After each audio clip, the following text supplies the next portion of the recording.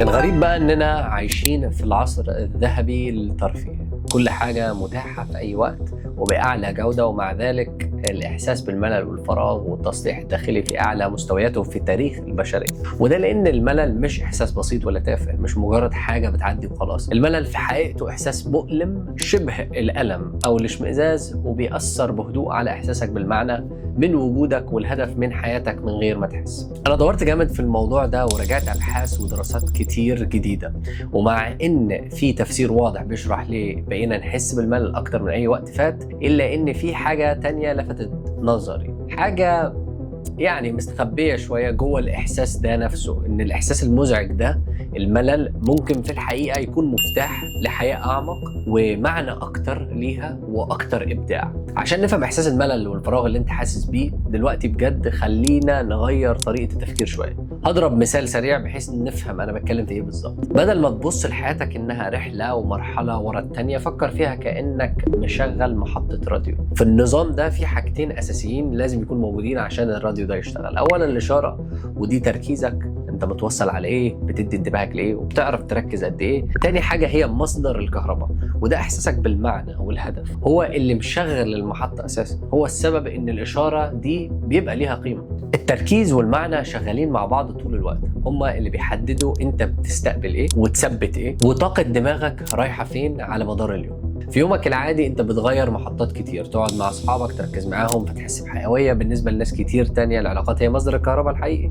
تمشي شويه في الطبيعه، تشتغل وشغل فيه هدف، يعني انت في هدف ماشي وراه، تتفرج على فيلم بتحبه فيحرك حاجه جواك، يصحي حاجه جواك، ساعتها تركيزك حاضر والمحطه شغاله والحياه بتحسها ان هي تمام ومليانه. بس طبعا مع ضغط الحياه والتوتر والتكرار، مصدر الكهرباء بيبدا يضعف واحده ورا واحده. الإشارة تبقى مش واضحة، تركيزك بيتشتت، وطبعا فجأة صمت، تشويش، فراغ. اللحظة دي بالذات هي اللي بنسميها الملل، مش بمعنى إن مفيش حاجة أعملها، لكن حالة بيكون فيها إحساسك بالمعنى والهدف مش متوصل. ممكن تبقى عارف أنت المفروض تعمل إيه في حياتك، بس مش حاسس بالطاقة اللي تخليك تبدأ وتكمل أو تمشي ورا الهدف ده. فحتى الحاجات اللي ممكن فعلا تغير إحساسك، للأسف دماغك مش قادر يمسك فيها. وهنا بقى بيحصل الجزء الخادع. أول ما تحس بالإحساس ده تلقائيا بتجري على أسهل حاجة تملى الفراغ، تمسك الموبايل تبدأ تقلب فيه فيديو ورا التاني، مش بتدور على حاجة معينة ومش مستني متعة حقيقية، بس بتحاول تهرب من الإحساس. بتهرب، كل فيديو يديك ثواني تشتيت، ثواني تنسى فيها الفراغ، بس من غير ما فعلا يشحنك أو يوصلك لأي حاجة مهمة. ولو ركزت هتلاحظ إن ولا فيديو فيهم للأسف رجع لك الإحساس، ولا واحد خلاك تحس إنك عايش أكتر، فاهم نفسك أكتر. هما بس خلوا التشويش أقل إزعاج شوية لحد ما تقفل الموبايل طبعا وترجع لنفس الحالة تاني. وده لأن اللي حصل مش إنك اتسليت، اللي حصل إنك سكت الإحساس مؤقتا من غير ما تعالج السبب اللي وراه. فلو جمعنا كل اللي اتكلمنا عنه لحد دلوقتي، هتلاقي إن الإحساس ده ليه سببين واضحين: سبب متعلق بجسمك، وسبب متعلق بعقلك وطريقة تفكيرك. والمهم نفهم حاجة، الاتنين شغالين مع بعض، بس لو بدأنا من التفكير واحنا جسمنا أصلا مجهد ومستنزف مش هنفهم الصورة الكاملة. فخلينا نبدأ من الأساس، الجسم. في عمودين مهمين جدا بيأثروا على الجسم داخليا: واحد الضغط النفسي والعصبي طبعا الغير متحكم فيه، واثنين إن عدم النوم أو النوم الخاطئ أو النوم الغير كافي بالنسبة لك، وعدم الاستشفاء. العمودين دول مهمين جدا بالنسبة للجسم، لأن من غيرهم هيقع. ليه؟ خلينا نشرح اكتر. بالنسبه للستريس، لما احنا ما بنتحكمش في الستريس واتكلمنا على ده في فيديوهات كتير، انت بتفرض على جسمك حاله هو مش عاوزها، انت متنشنه طول الوقت. ليه؟ هو مش فاهم، هو المخ شايف ان انت متنشن، شايف الكورتيزول مرتفع، شايف ان انت ما بتتنفسش كويس، شايف الحاجات دي كلها. فبالنسبه له بيأثر على الجسم، بيأثر على حاجات مثلا زي الهضم، بيأثر على المزاج، بيأثر على المناعه، بيأثر على حاجات كتير هتأثر على نومك.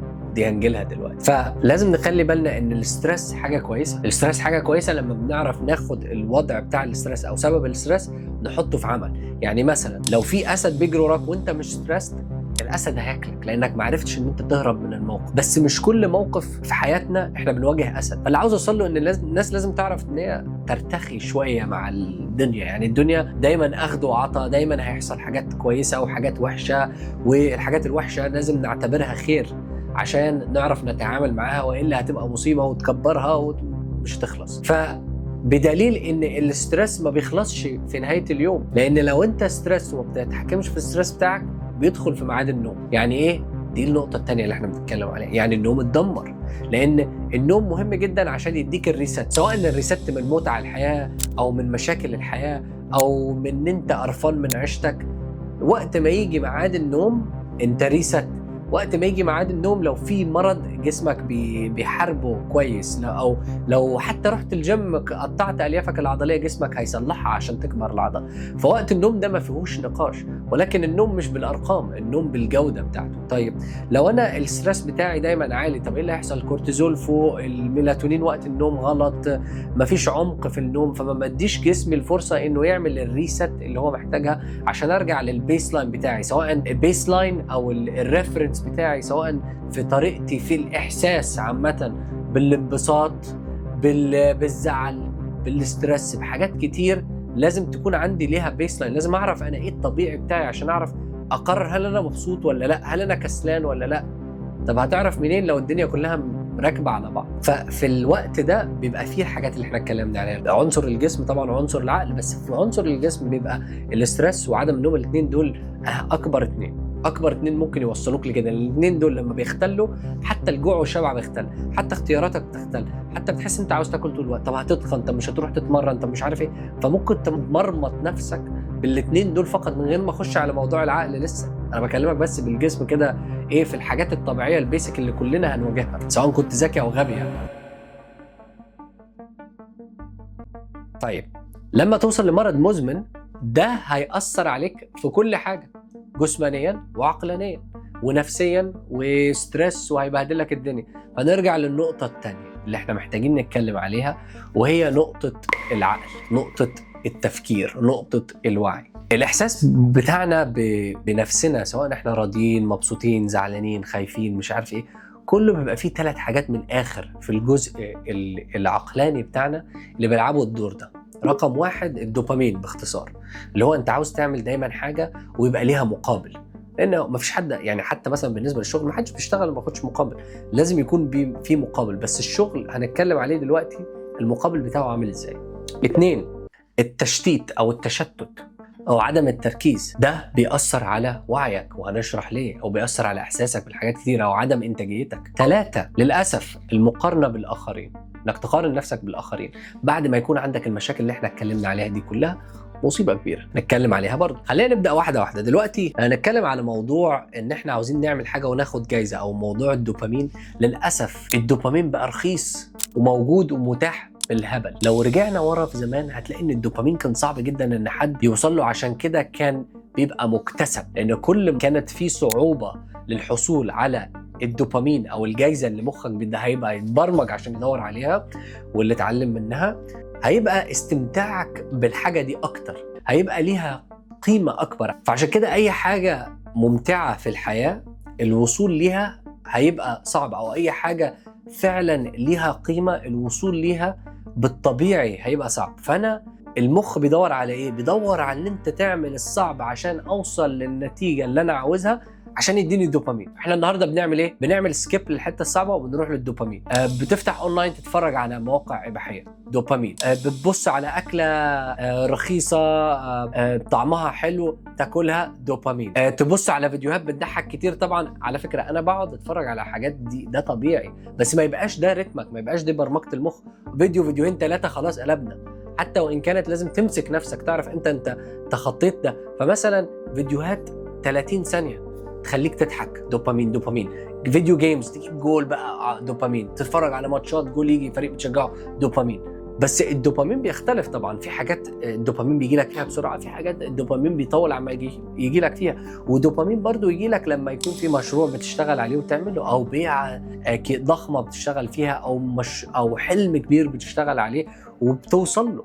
بس اذكى الناس بيخلوا الجول بتاعهم الهدف بعيد عشان الدوبامين ما يجيش بدري، ممكن تحتفل في النص، يعني المايلستونز او حاجات صغيره، اهداف صغيره تحققها، بس الهدف بيبقى كبير وبعيد عشان لما توصل له، والهدف اصلا ما تبقاش عاوز توصل له عشان تعرف تجري وراه. يبقى عندك دايما الشغف ان انت توصل للحاجه دي، وتبقى برمج مخك بالطريقه الصحيحه ان الدوبامين الحقيقي بيجي من تراكم وقت ومجهود وتعب، مش ان انا افتح النت او ابص اونلاين او اعمل حاجه يبقى جالي دوبامين، لان انت كده بهدلت قدرتك ان انت تركز تعمل حاجه واحده، انك بتدور على الوينز السريعه او المكافآت السريعه. ده يوصلنا للنقطه الثانيه وهي التركيز والتشتت. ان انت تبقى قاعد متشتت لان مخك بيدور على الحاجات الغلط، الحاجات اللي بتديله المكافآت السريعه. فلما يبقى عندك حاجه مهمه عاوز تعملها، مش تبقى عاوز تعملها لان عارف ان فيها مجهود، المخ مش غلطتك انت وصلت لنفسك كده، بس ساعتها مش غلطتك لان ده برمجتك، انت تبرمجت على الوضع العيشه اللي احنا فيها النهارده موجود فيه. على فكره انت مش لوحدك، في ناس كتير كده، ولكن الصح اللي يقدر يقف يقول لا انا دي مش هعملها لسبب 1 2 3. مثلا بالنسبه لي انا ما بخرجش، ما بحبش ان انا اخرج، لان انا شايف ان الخروج متعه زائفه بالنسبه لي. ماشي، في حاجات في اوقات معينه بشوف ان الخروج متعه زائفه، لو انا لازم اخرج كل ويكند عشان اقول ان انا خرجت، لان الناس بتدور على الدوبامين بتاع الخروج، او الناس بتدور على الدوبامين بتاع الويكند، لان الويكند ومش عارف ايه، ويرجع بعد كده الاسبوع اللي بعده مضروب بالجزم لان الويكند خلص، لا مؤاخذه يعني. ده برضو نوع من انواع الدوبامين بس بفورمات تاني. فاللي عاوز اوصل له، عاوز ارجع له، ان انت تتشتت. فلما بتتشتت بيبقى سهل جدا ان انت مخك يروح يمين وشمال، وما يبقاش فيه تركيز على الهدف او قيمتك في الحياه هتكون ايه، او انت هتشتغل تعمل ايه، او ازاي هتفيد اهلك واسرتك والناس اللي حواليك. فبالتالي بتوصل للنقطه الثالثه اللي اتكلمنا عليها، وهي تبدا تقارن مع الاخرين. لان هو عدم التركيز والتشتت ده بيوصل عليه، ما هو بيوصل على محتوى ناس تانية. ال 30 ثانيه والنص دقيقه اللي بتتفرج عليها دي بيوديك لناس تانية، واللي هو اصلا اساس الفورم الكونتنت اللي احنا فيه النهارده هو سبب الانسان. قبل كده احنا كنا على الفيسبوك كان بوست طويله وفيديوهات اطول ومش عارف ايه، فبدا ايام الكورونا طبعا شفنا شيفت اجريسيف توردز تيك توك، يعني اتجاه التيك توك، بدا الناس تعمل تيك توك، فبدا انستجرام ينزل نوع انواع اللي هي الشورتس والريلز، فبدات الناس تعمل ده هنا برضو، بقت خلاص ستايل. فدلوقتي اصلا لو انت كلمت واحد اكتر من 3 دقائق ممكن يفصل منك، يهنج، لانه ما يقدرش يركز، ما يقدرش يقعد ياخد المعلومه كامله عشان يتعمق في المعلومه. فانا لو ما تعمقتش عمري ما هحس بقيمه الحاجه اللي انا باخدها، عمري ما هفهم قيمتها ايه ولا ازاي اطبقها، لان انا خدت معلومه سريعا. فلو خدتها سريعا برضه هتطير من مخي سريعا. وفي اخر المطاف احنا موجودين هنا على الكره الارضيه دي عشان ربنا امر ان احنا نكون هنا عشان نعبده، ودي انا يعني المفروض حاجه باي ديفولت مش هتكلم فيها، ولكن العباده ليها حاجات كتير، ليها ان انت تكون انسان كويس، تعمر في المكان اللي انت فيه، تبني اسره ناجحه، تفيد اسرتك، تضيف قيمه للمجتمع. فلو انت مش بتعمل كل الحاجات دي انت ايه يعني؟ وصلت لايه؟ عملت ايه؟ فدت نفسك ازاي او فدت اللي حواليك ازاي؟ ما ده جزء من العباده. فعشان اوصل لده لازم يكون ده صافي، لازم يكون ده بيفكر، لازم يكون ده واعي للي انا فيه، لازم يكون ده فاهم الوضع وفاهم ايه الخطورات او المخاطر من ان انا امشي في الدنيا كده. الدنيا مش كده وخلاص، ما ينفعش حد يجي يقول انا هعيشها وخلاص زي ما هي وخليها على الله والكلام ده. الكلام ده كله حلو طبعا، خلي كل حاجه على الله، ولكن لا، فين انت ربنا مخليك ان انت يبقى عندك قدره تختار اللي انت ممكن تعمله وتعمل حاجه ذو قيمه. لو خليناها كلها كده على الله وعشناها كده عشوائي، طب ايه الفرق بيننا وبين الحيوانات؟ وفين فكر ان احنا نكون موجودين هنا وحكمه ربنا في ان احنا نطبق الكلام اللي احنا بنقوله ده، ان احنا نضيف قيمه ونعمر ونبقى مش فاهمين حاجه وفجاه نفهمها ونحسن من معلوماتنا ونحسن من صحتنا. فما ينفعش تعيش عشوائيا، ما ينفعش تدمر طريقه تفكيرك، ما ينفعش تخلي جسمك في حاله ستريس طول الوقت يوصلك لمرض، ما ينفعش ما تكونش نشيط، ما ينفعش ما تبقاش فاهم انت بتاكل ده ليه وهيفيدك ازاي، ما ينفعش تكون بتتفرج على حاجه وانت مش فاهم دي تاثيرها عليك ازاي، وما ينفعش تكون بتبعد عن الحاجات المهمه في حياتك اللي انت لازم تعملها بمجرد ان انت تمسك حته الحديده دي وتقعد تتفرج على فيديوهات. بقول لك ايه، لو انت ناجح اعمل دي، لو انت فعلا ضفت قيمه اعمل دي، بس لو انت ما ضفتش قيمه ووراك حاجات بتضيع وقتك، لان انت دمجت نفسك وسط منظومه للاسف هي انخلقت بسبب ضعف الناس من ناحيه الوعي، وانت بتعمل فولو للموضوع ده وخلاص، يعني انت ماشي ورا الناس وخلاص. فانا النهارده جاي اقول لك فوق واصحى، لان انا متاكد ان كل انسان فيه جزء فيه ممكن يضيفه للكره الارضيه، وفي خير كافي للجميع وفي صحه كافيه للجميع، بس في ناس بتشتكي. فانت لو من الناس اللي بتشتكي او من الناس اللي عارفين ان هم مقصرين، طيب يبقى الكلام اهو، لازم تصحى وتفوق لنفسك. والفيديوهات الحماسيه وفيديوهات التحفيز وكده مش هتحل الموضوع.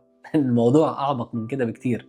يعني في مشكله لازم نحلها، ما ينفعش نحل اعراضها، لان اعراضها هتفضل موجوده طالما اساس المشكله او جذر المشكله لسه موجود.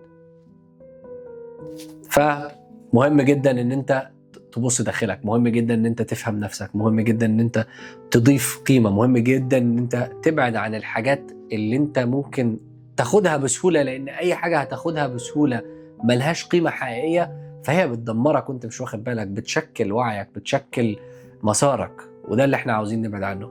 فاتمنى تبص بداخلك عشان تفهم بالظبط ايه اللي بيحصل في خارجك والواقع بتاعك. ولو مهتم تعرف اكتر عن الداخل في جسمك، ففي فيديو عملناه بيتكلم على اشارات جسمك ممكن يديها لك، بتديك يعني خلاصة الموضوع من ناحية صحتك والطريقة اللي انت عايش بيها حياتك.